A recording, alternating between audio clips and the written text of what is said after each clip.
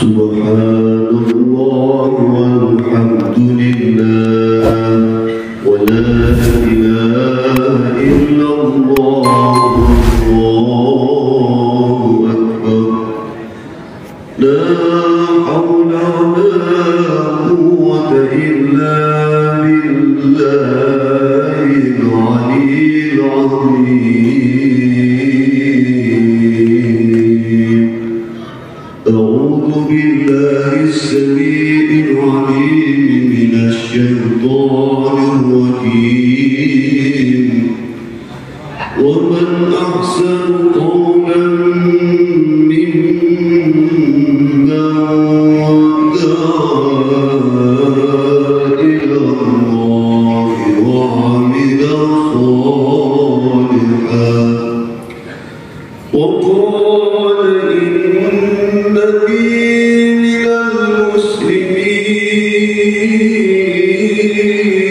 المسلمين قل ادعوا الله أو ادعوا الرحمن أيما تدعوا فله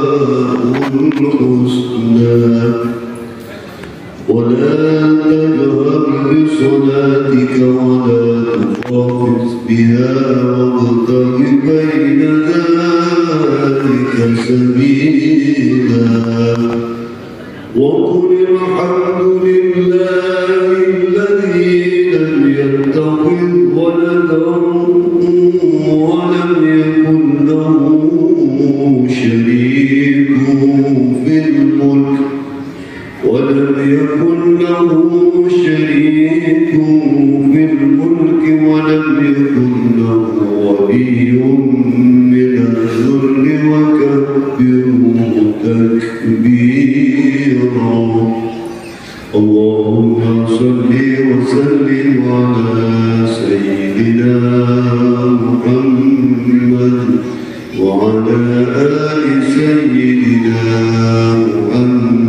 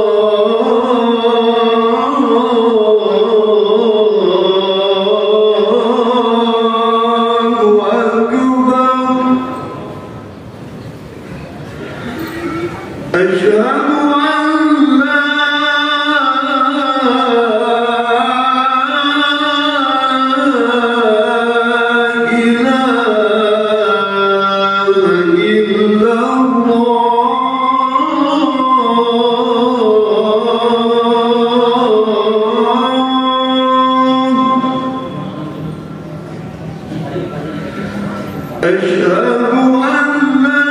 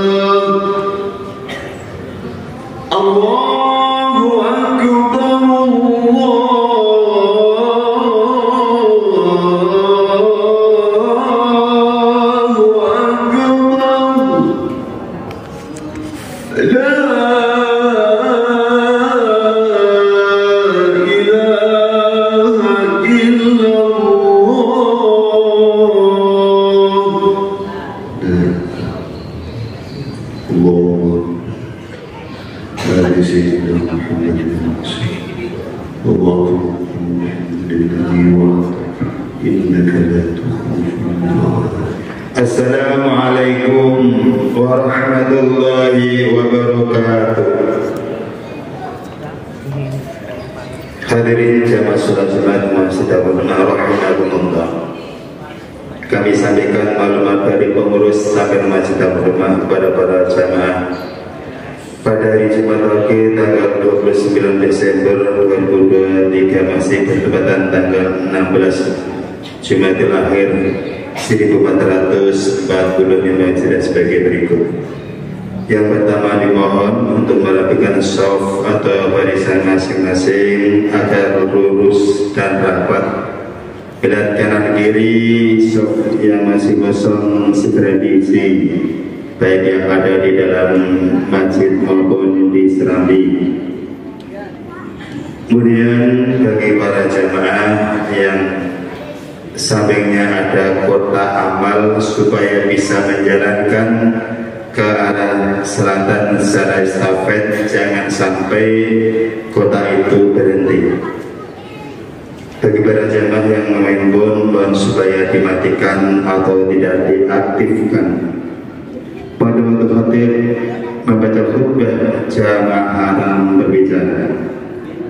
Selanjutnya sebagai imam sholat Jumat adalah Al-Mukarram Bapak Haji Mamun Ahmad Al-Hafid, Khatib Al-Mukarram Bapak Haji Abdul Aziz Musyafa Madin Al-Ustaz Faridi.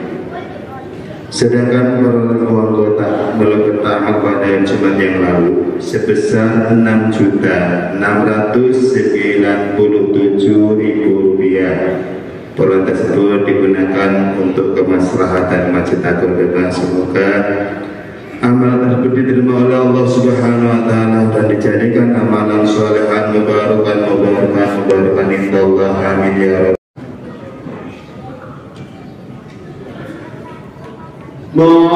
Ma'asyiral muslimin wa zumratal mu'minin rahimakumullah.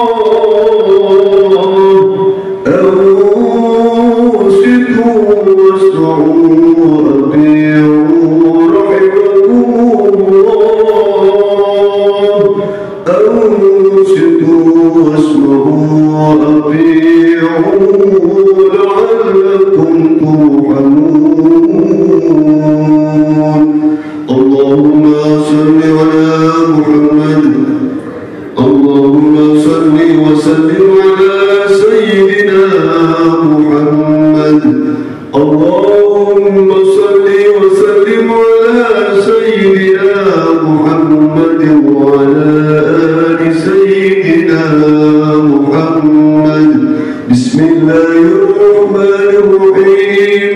Allah اللهم انصر الإسلام من المسلمين إلى يوم الدين رب اغفر لنا منك بالخير ويا خير الناصرين برحمتك يا أرحم الراحمين.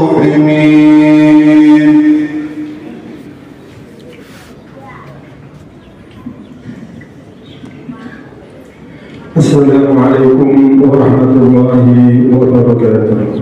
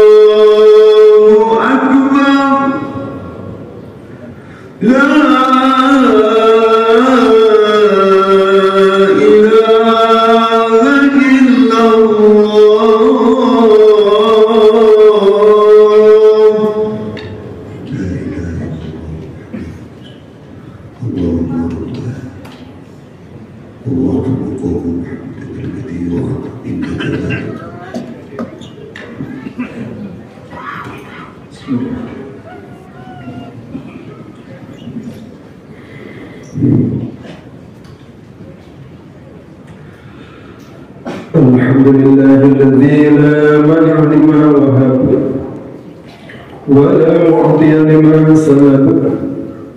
طاعته للعالمين أفضل مكتسب، وتقواه للمتقين على نسب.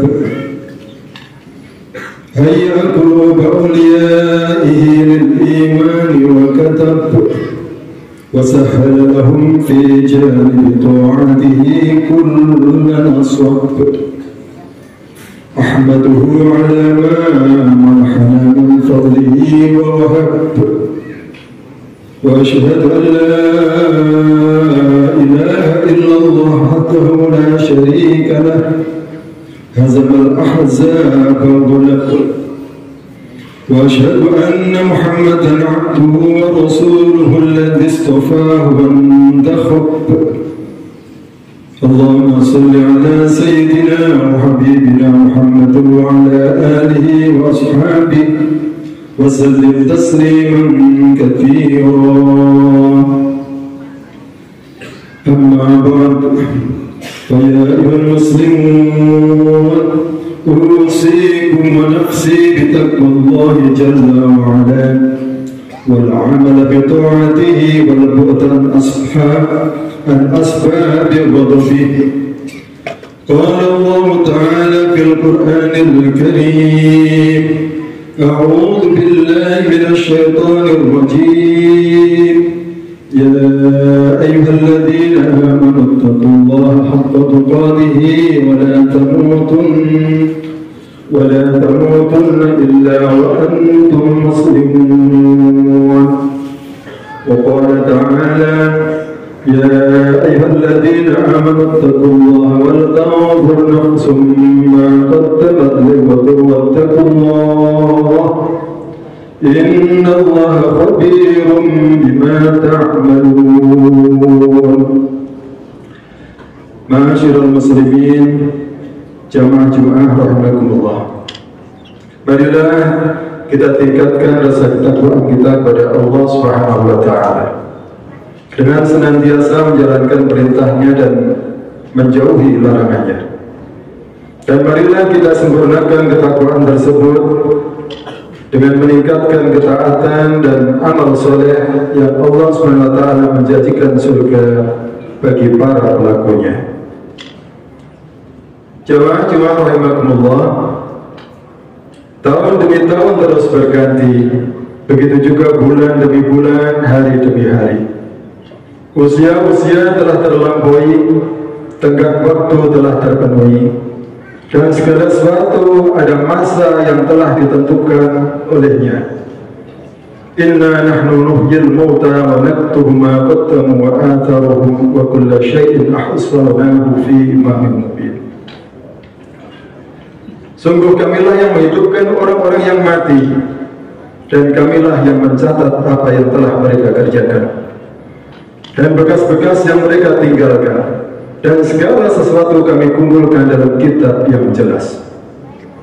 Tahun 2024 Miladiah telah datang menyambut berpamitan kepada tahun sebelumnya, memberikan kesempatan bagi yang mau merenung mentadabburi firman Allah Subhanahu wa taala, yuqallibullahu al-laila wan nahar inna fi dzalika la'ibratan li ulil absar. Allah mempergantikan malam dan siang. Sungguh pada yang demikian itu terdapat pelajaran bagi orang-orang yang mempunyai penglihatan yang tajam. Maka sepatutnya bagi kita makhluk berakal untuk selalu memikirkan fenomena kehidupan yang hampir tiap hari kita saksikan, yaitu kelahiran dan kematian manusia, datang dan pergi silih berganti. Sebelum tiba giliran kita menghadap zat yang berfirman, wa ma khalaqtul jinna wal insa illa liya'budun, dan tidaklah aku ciptakan jin dan manusia melainkan agar mereka beribadah kepadaku. Ma'asyiral muslimin rahimakumullah, Sayyidina Umar radhiyallahu anhu pernah berkata, hasibu anfusakum qabla an tuhasabu wazinuha qabla an tuzan. Hisablah dirimu sebelum engkau dihisab, dan timbanglah dirimu sebelum engkau ditimbang. Dan Allah Subhanahu wa taala telah memperingatkan kita akan musuh yang nyata bagi manusia, yaitu setan. Inna syaitana kana lil insani aduwwan mubina. Sungguh setan adalah musuh yang nyata bagi manusia. Inna syaitana lakum aduwwun fattakhiduhu aduwwa. Sungguh setan itu musuh bagimu, maka perlakukanlah ia sebagai musuh. Setan selalu memiliki cara untuk menyesatkan umat manusia, sehingga disebut sebagai musuh yang nyata. Godaan setan tidak akan pernah berhenti sampai manusia benar-benar berpaling dari jalan Allah Subhanahu wa taala dan menjadi pengikutnya. Qala fa bi'izzatika la'ughwiyannahum ajma'in illa 'ibadaka minhumul mukhlasin. Iblis atau setan berkata, demi kekuasaan engkau, aku akan menyesatkan mereka semuanya, kecuali hamba-hambamu yang mukhlis di antara mereka. Allah Subhanahu wa taala telah memberitahu berbagai macam cara setan menyesatkan manusia. Antara lain satu, memandang baik perbuatan yang buruk atau at-tazyid. Salah satu cara setan menyesatkan manusia yaitu dengan memandang baik perbuatan buruk. Cara ini dilakukan setan dengan memperindah amalan buruk dan menyamarkan kebenaran di dalamnya. Memandang baik perbuatan yang buruk akan membuat manusia semakin banyak melakukan kemaksiatan. Hal inilah yang akan ditanamkan setan ke dalam hati dan pikiran manusia. Allah Subhanahu wa taala berfirman, "Afama zayyana lahu su'u 'amalihi fara'ahu hasana fa inna Allah yudhillu man yasha' wa yahdi man yasha' wa la tadhhab nafsuka 'alaihim hasarat inna Allah 'alimun bima yasna'un." Maka apakah orang yang dijadikan setan menganggap baik pekerjaannya yang buruk, lalu dia meyakini pekerjaan itu baik, sama dengan orang yang tidak ditipu oleh setan? Tentu saja tidak. Maka sesungguhnya Allah menyesatkan siapa yang dikehendakinya dan memberi petunjuk siapa yang dikehendakinya. Maka janganlah dirimu binasa karena kesedihan terhadap mereka. Sesungguhnya Allah Maha mengetahui apa yang mereka perbuat. Cara kedua yaitu melakukan tipu daya atau talbis. Cara setan menyesatkan manusia juga dilakukan dengan melakukan tipu daya. Misalnya, ketika seorang ingin mencari-cari dalil sesuatu yang haram agar cukup menjadi makruh saja, yang makruh dijadikan seakan-akan mubah. Allah Subhanahu wa taala berfirman, ya'iduhum wa yumannihim wa ma ya'idumus syaitanu illa ghurura. Artinya, setan itu memberikan janji-janji kepada mereka dan membangkitkan angan-angan kosong pada mereka, padahal setan itu tidak menjanjikan kepada mereka selain dari tipuan belaka. Yang ketiga, menunda manusia untuk bertaubat atau tasbih. Setan membuat manusia terus-menerus menunda taubatnya dengan membisikkan bahwa saat ini belum waktunya bertaubat dan taubat bisa dilakukan di lain waktu. Allah Subhanahu wa taala berfirman, "Alam ya'ni lil ladzina amanu an takhsha qulubuhum li dzikrillah." أن تخشع قلوبهم لذكر الله وما نزل من الحق ولا يكونوا كالذين أوتوا الكتاب من قبل فطال عليهم الأمد فقست قلوبهم وكثير منهم فاسقون. Belumkah datang waktunya bagi orang-orang yang beriman untuk tunduk hati mereka mengingat Allah dan kepada kebenaran yang telah turun kepada mereka? Dan janganlah mereka seperti orang-orang yang sebelumnya telah diturunkan Alkitab kepada mereka. Kemudian berlalulah masa yang panjang atas mereka, lalu hati mereka menjadi keras, dan kebanyakan di antara mereka adalah orang-orang yang fasik. Yang keempat, membisikkan kejahatan. Setan akan membisikkan kejahatan ke dalam hati manusia, sebab merusak hati merupakan sasaran setan dalam menyesatkan manusia. Allah Subhanahu wa taala berfirman dalam surat An-Nas, A'udzu billahi minasyaitonir rajim. Qul a'udzu birabbin nas, malikin nas, ilahin nas, min syarril waswasil khannas, alladzi yuwaswisu fi sudurin nas, minal jinnati wan nas. Katakanlah, aku berlindung kepada Tuhan manusia, Raja manusia, sembahan manusia, dari kejahatan atau bisikan setan yang tersembunyi, yang membisikkan kejahatan ke dalam dada manusia dari golongan jin dan manusia. Bisikan bukanlah teriakan, maka orang yang dibisiki akan lalai dan seakan-akan dia tidak pernah bersekutu dengan setan. Yang kelima, membuat lupa larangan. Setan akan membuat manusia menjadi lupa terhadap apa yang dilarang Allah Subhanahu wa taala, sebagaimana firman-Nya, "Wa idza ra'aital ladzina yakhuduna fi ayatina fa'rid 'anhum hatta yakhudu fi haditsin ghairihi wa imma yunsiyannaka asy-syaitanu fala taq'ud ba'da dzikra ma'al qawmiz zalimin."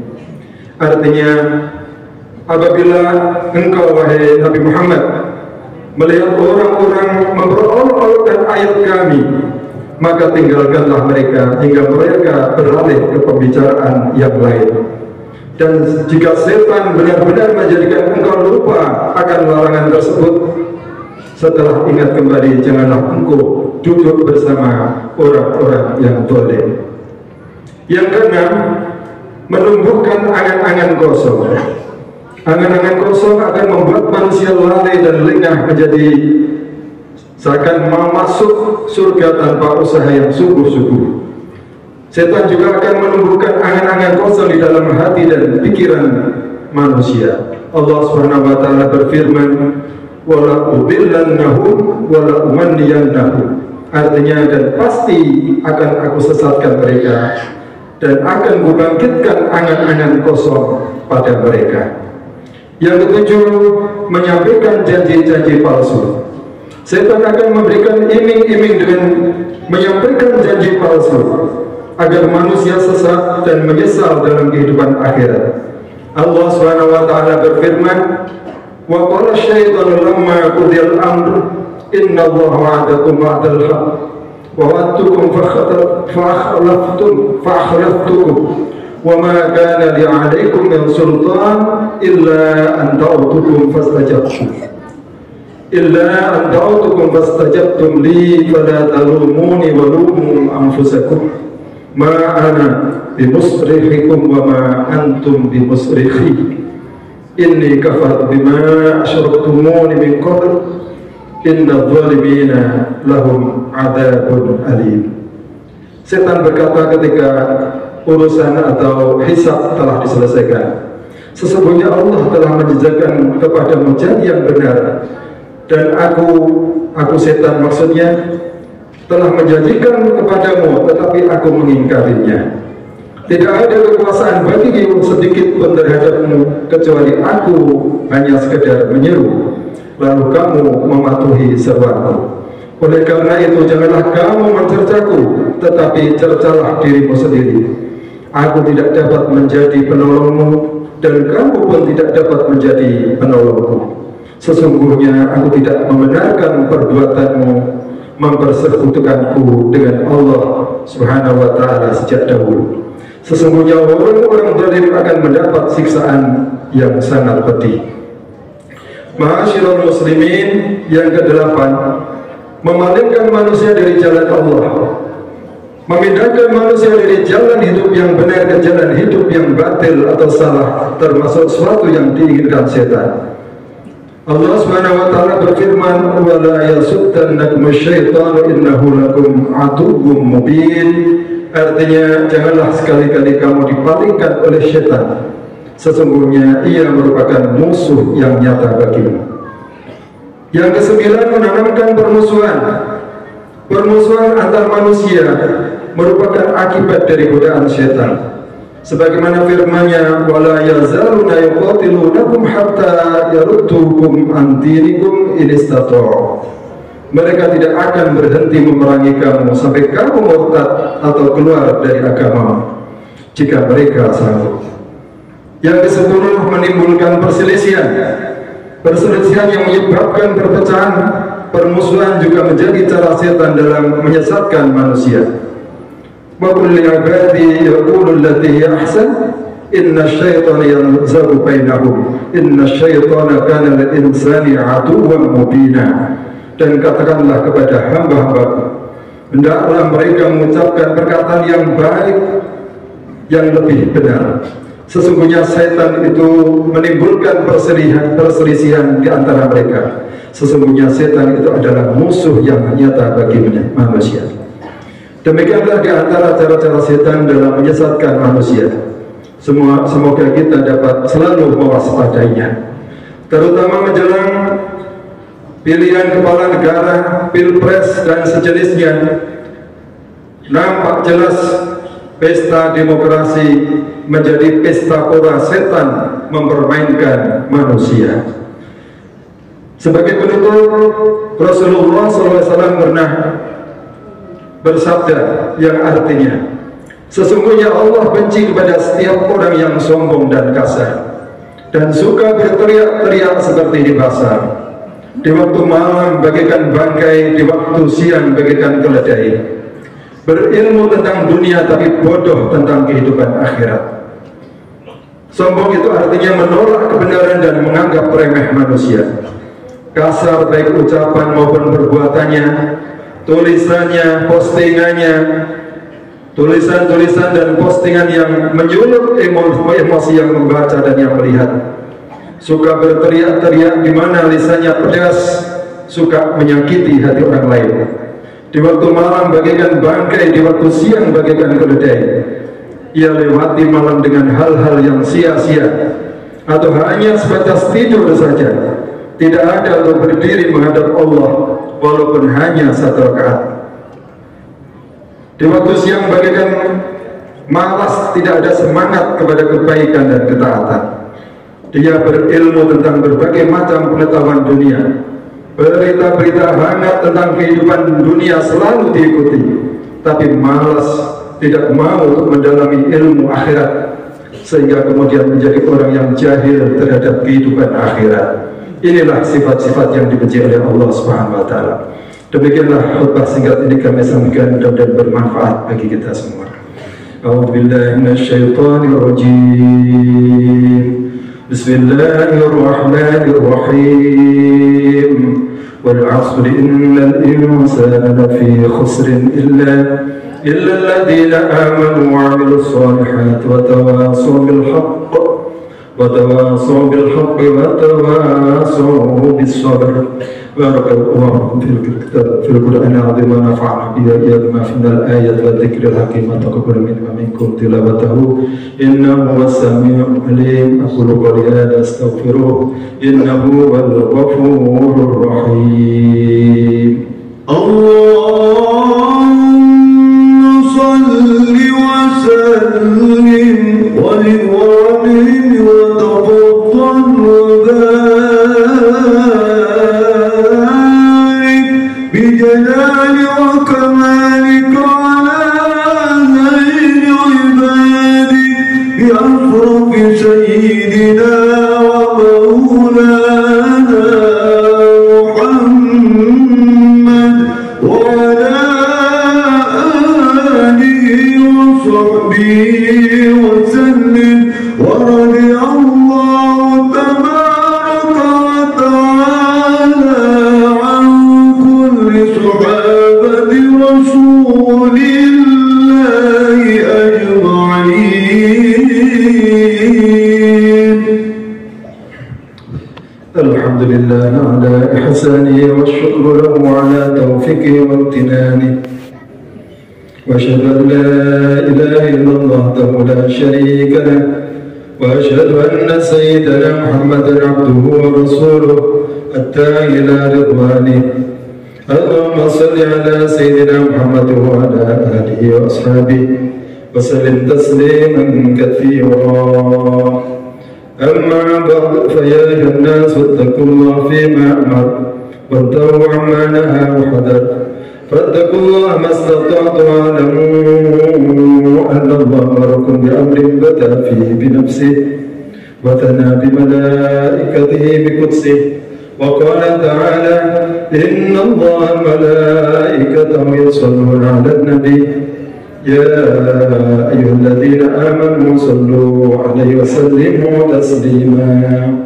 اللهم صل وسلم على سيدنا محمد وعلى آل سيدنا محمد وعلى أنبيائك ورسلك وملائكة المقربين ورضوان الخلفاء الراشدين أبي بكر وعمر وعثمان وعلي وعن بقية الصحابة والتابعين والتابعين لهم بإحسان إلى يوم الدين وارض عنا معهم برحمتك يا أرحم الراحمين. اللهم اغفر للمؤمنين والمؤمنات المسلمين والمسلمات الأحياء منهم والأموات. اللهم أعز الإسلام والمسلمين وأذل الشرك والمشركين وانصر عبادك الموحدين وانصر من نصر الدين واحفظ من خذل المسلمين ودمر أعداءهم على كلماتك إلى يوم الدين. اللهم يا الله ادفع عنا البلاء والوباء والزلازل والمحن وسوء الفتنة والمحن ما ظهر منها وما بطن عن بلدنا إندونيسيا خاصة وسائر البلدان المسلمين عامة يا رب العالمين.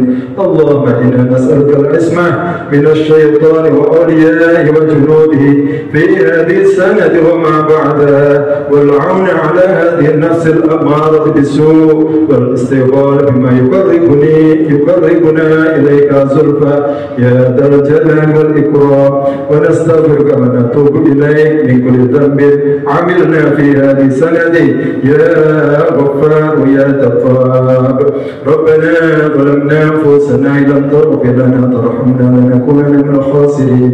ربنا آتنا في الدنيا حسنة وفي الآخرة حسنة وقنا عذاب النار. عباد الله إن الله يأمر بالعدل والإحسان وإيتاء ذي القربى وينهى عن الفحشاء والمنكر والبغي يعظكم لعلكم تذكرون. واذكروا الله العظيم يذكركم واشكروه على نعمه يزدكم ولذكر الله أكبر. الله أكبر الله أكبر. أشهد أن لا إله إلا الله. أشهد أن محمدا رسول الله. حي على الصلاة حي على الفلاح قد قامت الصلاة قد قامت الصلاة. الله أكبر الله أكبر لا إله إلا الله.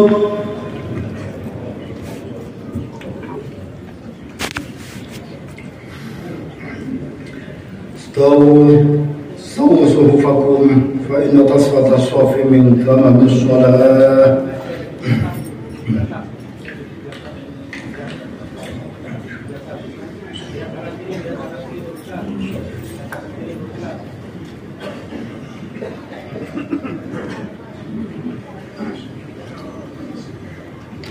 الله أكبر.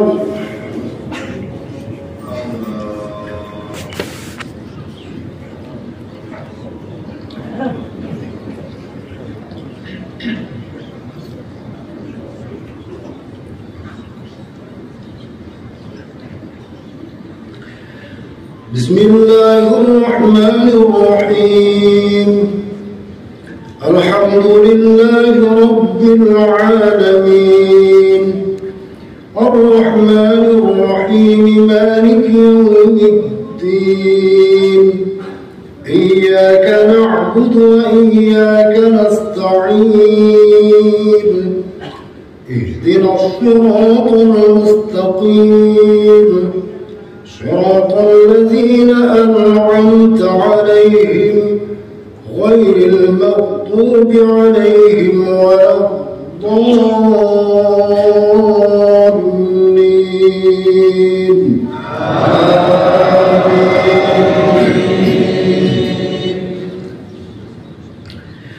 بسم الله الرحمن الرحيم. يا أيها الناس إن وعد الله حق فلا تغرنكم الحياة الدنيا ولا يغرنكم بالله الغرور. إن الشيطان لكم عدو فاتخذوه عدوا إنما يدعو حزبه ليكونوا من أصحاب السعير. الذين كفروا لهم عذاب شديد والذين آمنوا وعملوا الصالحات لهم مغفرة وأجر كبير. أفمن زين له سوء عمله فرآه حسنا فإن الله يضل من يشاء ويهدي من يشاء فلا تذهب نفسك عليهم حسرات إن الله عليم بما يصنعون. الله أكبر.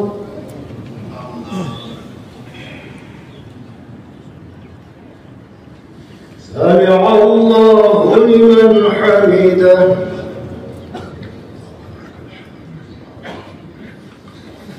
الله أكبر.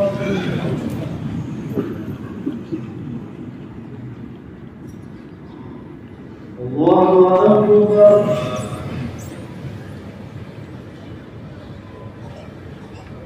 الله أكبر.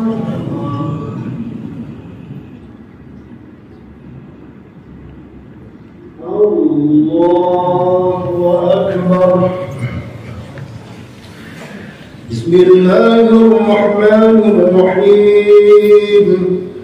الحمد لله رب العالمين الرحمن الرحيم مالك يوم الدين إياك نعبد وإياك نستعين اهدنا الصراط المستقيم صراط الذين أنعمت عليهم غير المغضوب عليهم ولا الضالين.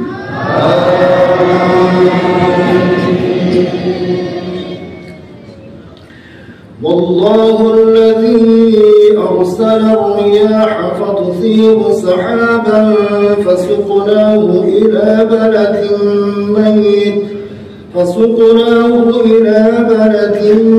ميت فأحيينا به الأرض بعد موتها كذلك النشور. من كان يريد العزة فلله العزة جميعا إليه يصعد الكلم الطيب والعمل الصالح يرفعه والذين يمكرون السيئات لهم عذاب شديد ومكر أولئك هو يبور. والله خلقكم من تراب ثم من نطفة ثم جعلكم أزواجا وما تحمل من أنثى ولا تضع إلا بعلمه وما يعمر من معمر ولا ينقص من عمره إلا في كتاب إن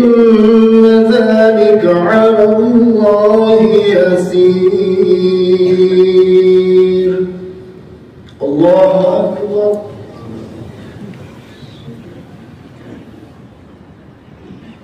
سمع الله لمن حمده الله أكبر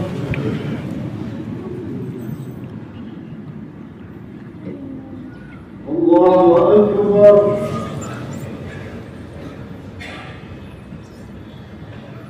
الله أكبر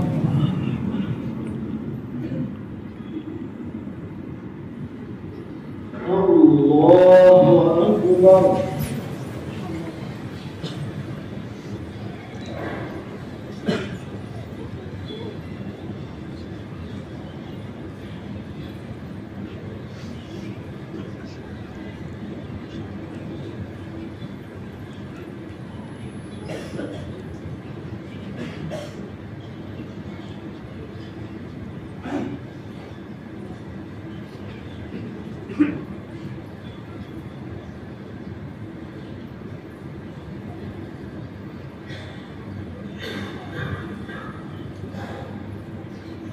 السلام عليكم ورحمة الله السلام عليكم ورحمة الله